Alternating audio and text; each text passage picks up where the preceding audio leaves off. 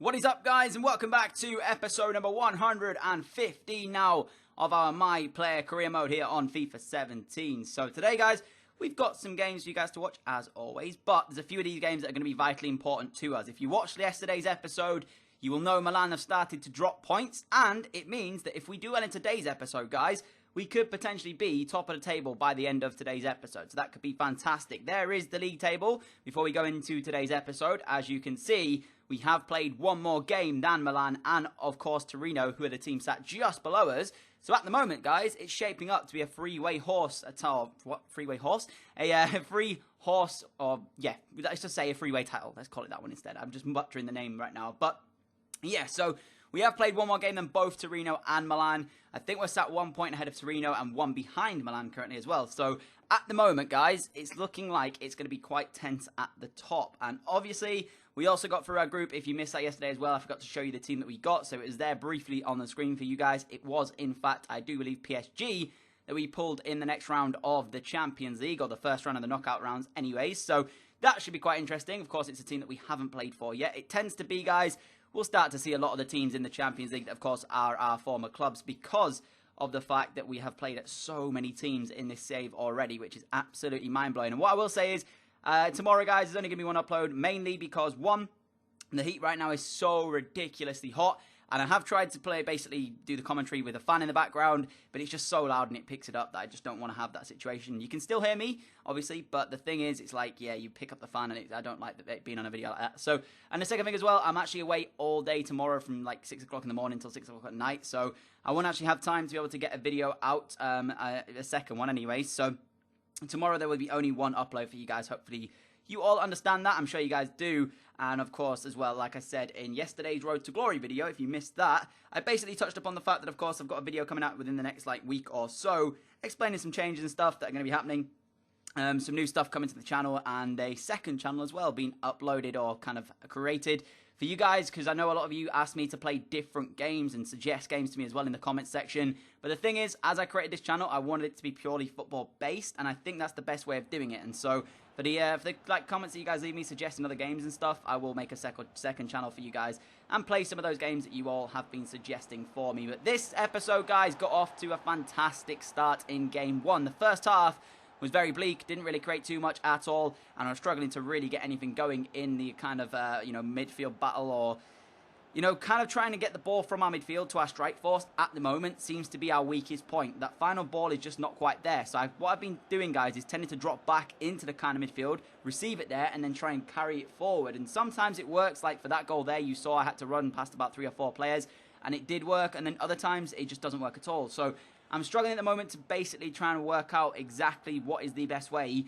when we have the ball of trying to create chances. Because as you may or may not know, I'm a very, very critical of the three at the back that we play here at Juve. And it's not because it's a bad formation or anything like that. It just doesn't feel as though with the formation we are as effective as we would be if we are playing a 4 at the back, because the thing is, we don't even have a right midfielder and we're playing this formation. He's playing a centre midfield or a centre midfielder at right midfield every single game that we play.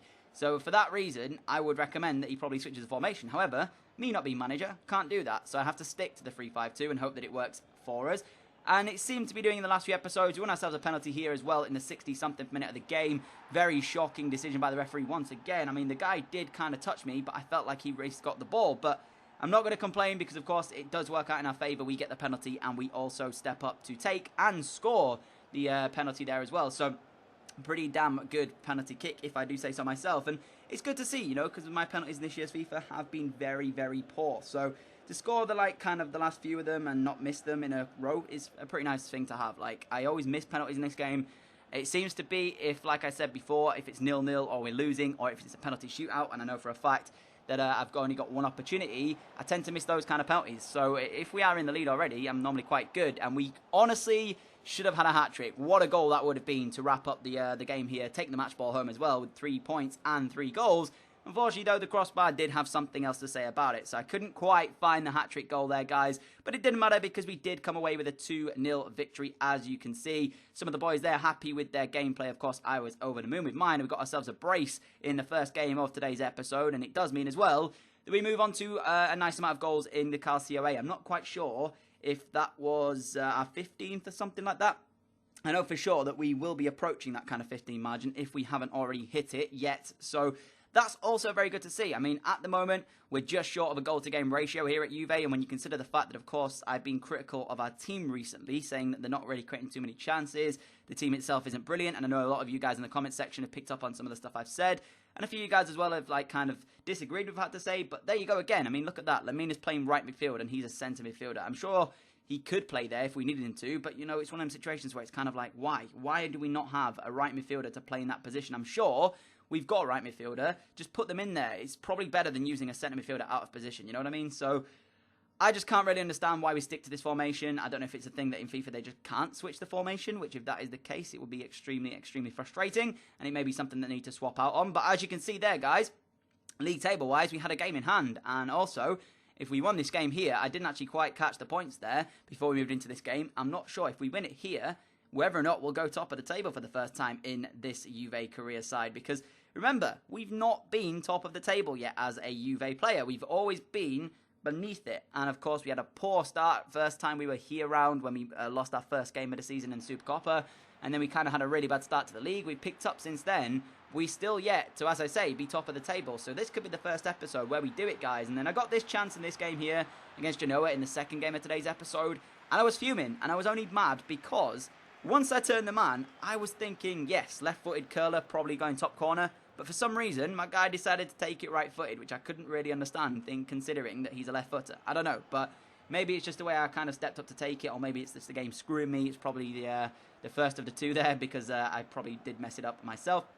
And then, 45th minute, Genoa lining up a free kick here, guys. It's still 0-0 in the game as well, so it's all to play for at the moment. I tried to get myself in the wall, and then I also pressed triangle as well, but it just didn't jump. The wall just didn't do anything.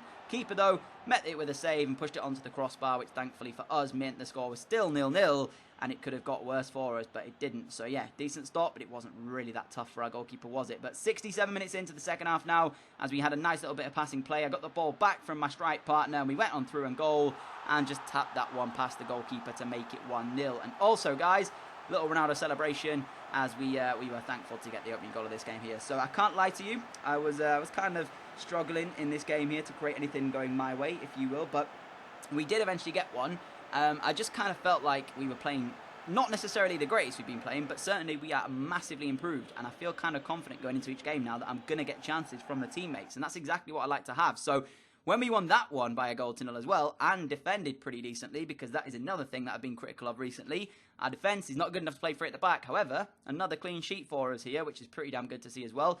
Admittedly, of course, you know, not the most, like, kind of difficult team to play against if you are a defender. You know, they're no, like, Real Madrid or Barcelona or anybody like that, are they? But still, it's nice to see the fact that our defence was holding out strong. So, again, another clean sheet, another 3 points, and it meant that we moved up in the table yet again here, guys. As you can see, unfortunately, though, I picked up suspension. I picked up 4 yellow cards, which I'm guessing means that you have to miss a game. So there you go. 4 yellow cards this season, 1 red card, of course, as well.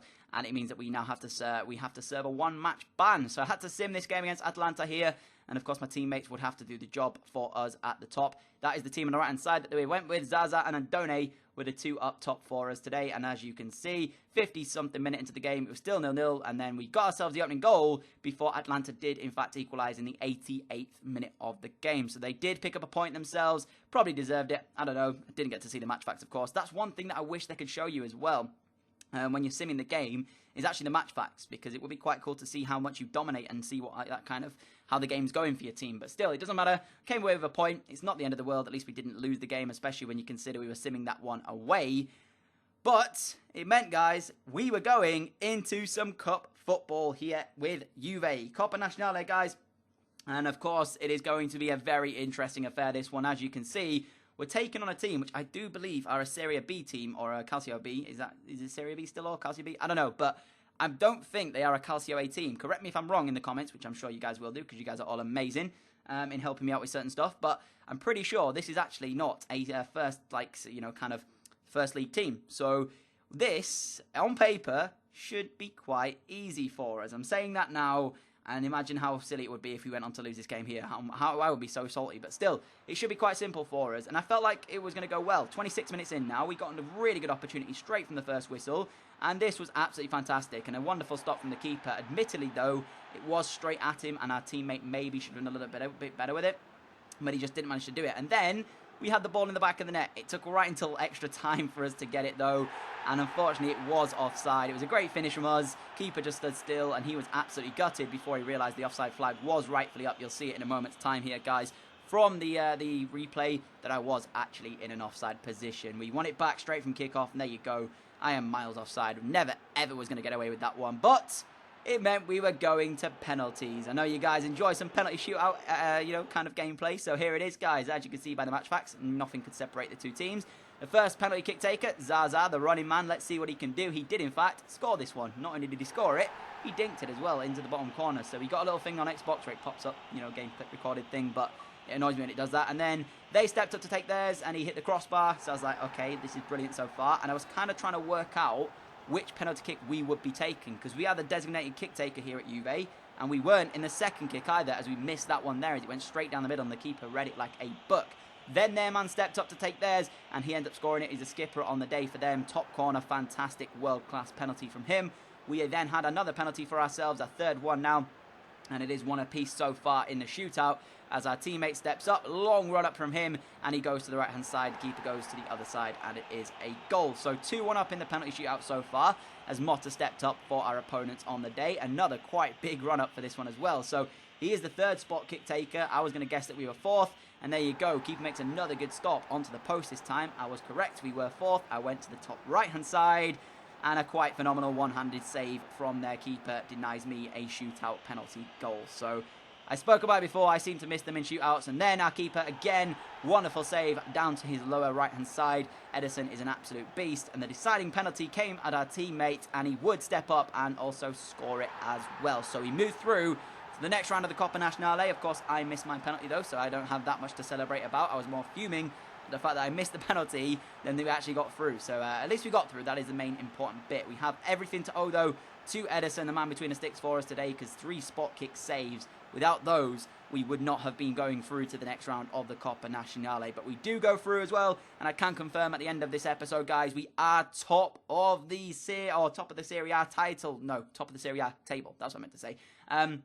Which is pretty good, because as I say, we've not been top yet, but now we hold it. Milan again dropping points this time at Empoli. At home to Empoli as well, may I add. So we are top of the table, guys, moving into the next episode of the My Player Career Mode. So that should be quite interesting to see how we can improve if we can get a lead at the top. I'm looking forward to it. Hopefully you guys are as well. If you've enjoyed this episode, I would appreciate a like rating. As always, guys, thank you for your continued support on the channel. I really do appreciate it. And I will see you all with another video very, very soon. Stay tuned, guys. You don't want to miss it. Adios.